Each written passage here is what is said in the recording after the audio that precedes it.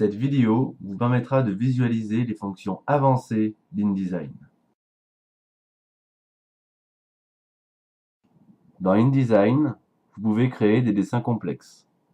Vous pouvez tracer de simples cercles, mais également utiliser l'outil Plume pour créer des courbes de Bézier. Une courbe de Bézier est constituée de points d'ancrage qui, grâce à la création d'une tangente, vous permettent de créer des courbes personnalisables. Vous pouvez facilement créer des arcs de cercle ou toutes sortes de formes comportant des courbes. Vous pouvez également utiliser l'outil Pathfinder qui vous permet de créer des additions ou des soustractions dans vos formes. Par exemple, ici, un rectangle a été créé, un trou est présent au centre, grâce à l'outil Pathfinder. Lorsque vous créez des dessins complexes ou des mises en page assez importantes, il faut penser à venir gérer vos calques. Vos calques vous permettent de séparer vos objets dans différentes parties pour en afficher une, pour en masquer une autre, mais également pour pouvoir gérer les objets qui seront au premier plan et les objets qui seront en arrière-plan. Dans InDesign, vous pouvez aller très loin dans la typographie. Vous pouvez insérer des listes à puces ou des listes numérotées, des symboles qui viendront se créer à chaque début de paragraphe. Vous pouvez insérer des tabulations qui vous permettent d'espacer le résultat d'un sujet. Vous pouvez également créer des caractères spéciaux ou des glyphes, par exemple l'eau dans le, qui ne se fait pas automatiquement dans InDesign. Vous pouvez également créer des variables pour insérer par exemple la date de création du document dans la mise en page. Et vous pouvez également aller très loin dans les feuilles de style. Vous pouvez créer des styles imbriqués, ce qui vous permet de créer une feuille de style paragraphe à un bloc de texte, mais d'appliquer un style de caractère spécifique pour chaque première ligne de chaque paragraphe.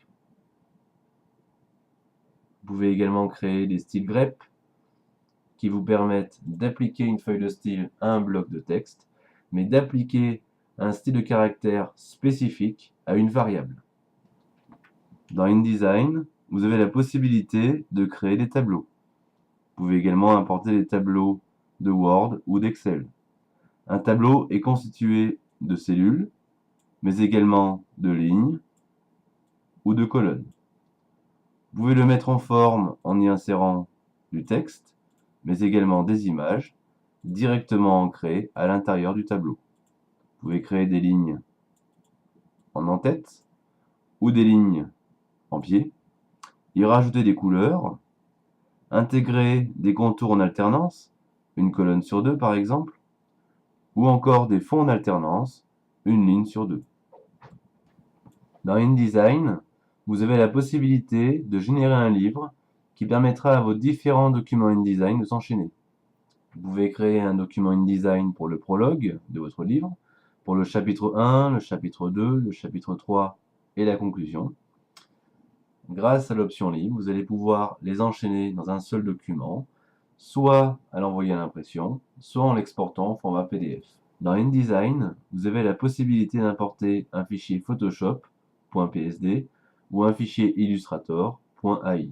Photoshop, Illustrator et InDesign font partie du même pack Adobe, le Creative Cloud.